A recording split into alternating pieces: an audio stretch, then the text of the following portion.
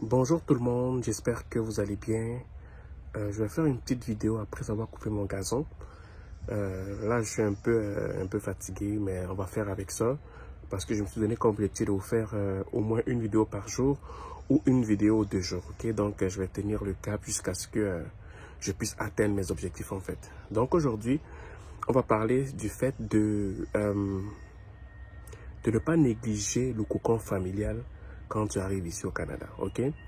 Le cocon familial, c'est un endroit où tu auras vraiment cette possibilité de te ressourcer après une dure journée de labeur.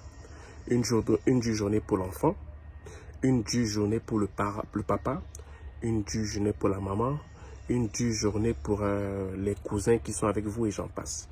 Parce que je n'ai pas besoin de vous faire un dessin, mais au Canada, c'est une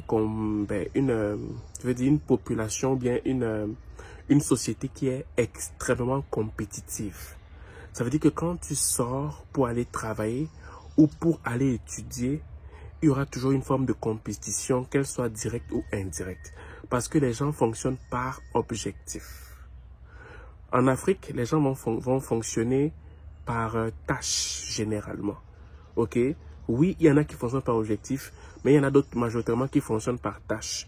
Oui, je sors, je pars au travail, après je rentre. Ok, il y en a d'autres qui vont fonctionner que oui, je pars à l'école et je rentre. Ok, il y en a d'autres que genre oui, je m'en vais dans mes champs et je rentre. Oui, je m'en vais dans mon projet et je rentre. C'est ton projet. Mais ici au Canada, quand je dis que les gens fonctionnent par objectif, c'est que la banque est derrière toi, tes assurances sont derrière toi et chaque mois, tu dois leur rendre un compte.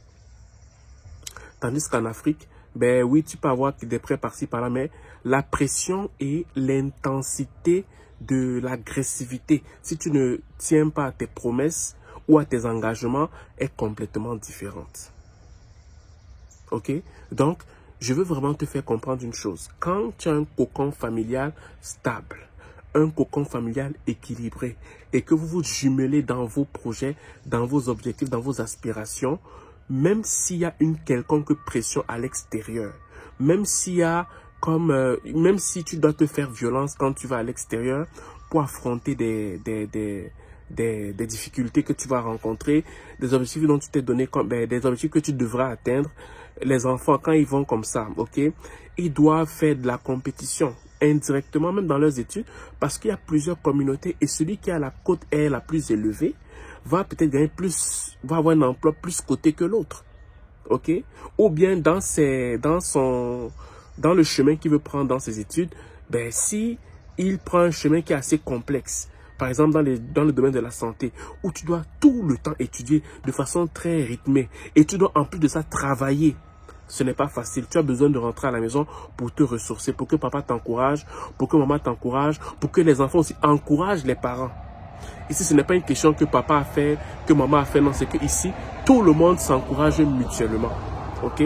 Donc, c'est la raison pour laquelle je vous dis, dans tout ce que vous faites là, s'il vous plaît, permettez à ce que le foyer, le cocon familial, soit un lieu de ressourcement. Si je ne sais pas si ça se dit en français, mais un lieu où les gens se ressourcent quand ils rentrent à la maison. Un lieu où quand on rentre, on oublie ce qui s'est passé durant la journée et on affronte le lendemain sans problème. Parce qu'on s'est bien ressourcé, parce qu'on a rempli les batteries et on repart affronter. Ok? Et quand un foyer n'est pas équilibré, en Amérique du Nord, c'est compliqué, ça devient très lourd. Les journées deviennent très lourdes les unes les autres. Ça devient très compliqué de les affronter les unes les autres. Pourquoi? Parce que quand on rentre à la maison, non seulement la journée était difficile à l'extérieur, mais à l'intérieur aussi, ça devient compliqué. Raison pour laquelle des gens, beaucoup tombent dans la dépression, beaucoup tombent dans des choses bizarres. Pourquoi? Parce qu'à la maison aussi, ce n'est pas évident. Je vous le dis, je vous le répète. On va me dire que oui, en Afrique, c'est aussi la même chose. Mais ici, c'est une couche de plus. Pourquoi? Parce que tout le temps, tu es agressé, tu es oppressé par tes factures, par les engagements que tu as pris auprès des banques, auprès de tes assurances. C'est tous les jours que tu dois vraiment faire ce qui a lieu d'être fait pour que à la fin du mois, tu puisses rendre des comptes sur le plan monétaire ou sur le plan de tes placements en fait. Ok? Donc, c'est ce que je voulais vous dire aujourd'hui. Sur ce, passez une excellente journée et on se voit pour les prochaines vidéos. Et pour ceux qui aimeraient en savoir plus, si mes vidéos vous ont touché et si vous avez besoin de savoir quelque chose en lien avec votre intégration, je dis bien votre intégration et non l'immigration parce que je n'en fais pas encore, ben vous pouvez me contacter sur YouTube, sur le lien qui est en dessous et sur Facebook, sur le lien qui est en dessus en fait. Ok, l'entretien est payant. Pour 30 minutes, si tu avais des conseils pour 30 minutes parmi les 10 sujets que j'ai choisis, ou pour 1 heure, pour celui qui aimerait avoir un sujet, un entretien pour 1 heure de temps en fait. Donc c'est ce que je voulais vous dire. Sur ce, passez une bonne journée et on se voit pour la prochaine vidéo. Ciao.